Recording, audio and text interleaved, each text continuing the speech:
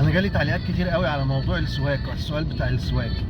بص، هو انا مبدئيا مش معترض على فكره السواك، بالعكس انا مؤيدك تماما. وانا عكس يعني معظم دكاتره السنان، انا ضد اصلا فكره الفرشه والمعجون بالطريقه التقليديه اللي الناس كلها فاهماها. يعني انا يهمني ان الناس تفهم التسوس بيشتغل ازاي. وبالتالي بعد كده هيعرفوا ان هم ازاي يستخدموا سواء بقى الفرشه والمعجون، سواء السواك، ايا كان الطريقه اللي هيستخدموا بيها ان هم ينظفوا بيها اسنانهم ويمنعوا التسوس. اللي بس عايز اقول لك عليه ان احنا في عصر غير العصر. يعني هكلمك في نقطتين.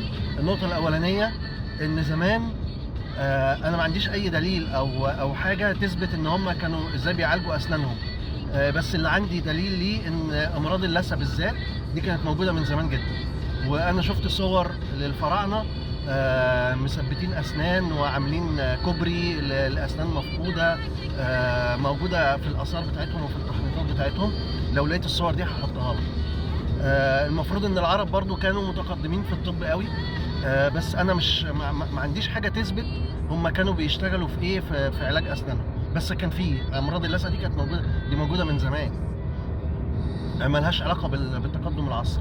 تعالى بقى نتكلم على مثلا حاجه زي التسوس او حاجه زي ضروس العقل المدفونه. دي ممكن نتكلم فيها ان دي حاجات مستحدثه. احنا النهارده بناكل اكل كله طري، مختلف تماما عن الاكل بتاع زمان. فطاير ومعجنات وحاجات كلها مصنعه وداخل فيها مواد تصنيع ومواد حافظه، يعني مواد تحفظ الاكل. كل الكلام ده ما كانش موجود زمان. النهارده انت بتخش السوبر ماركت عينك تزوغ على الحاجات اللي تتاكل ايه.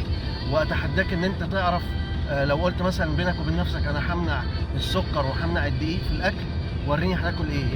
يعني مش هتلاقي حاجه تاكلها الا لما هيكون فيها يا سكر يا دقيق.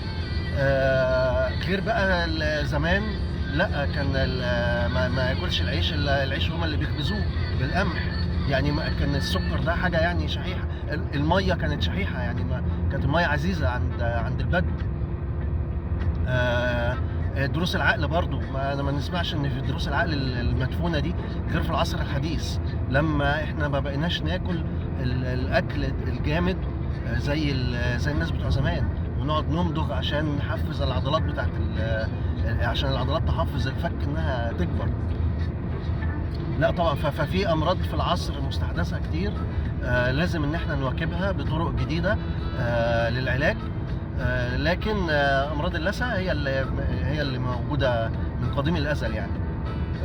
والسواك السواك ينفع، بس بالطريقه، يعني لو حابب بقى ان لو الناس حابه ان هي تعرف ازاي ممكن السواك ينفع لوحده، او ازاي ممكن ننظف سناننا اصلا من غير فرشه ومعجون، نبقى بس تبقى فاهمين الطريق الكونسبت اللي احنا بنتكلم فيه، ان التسوس بيشتغل ازاي اصلا.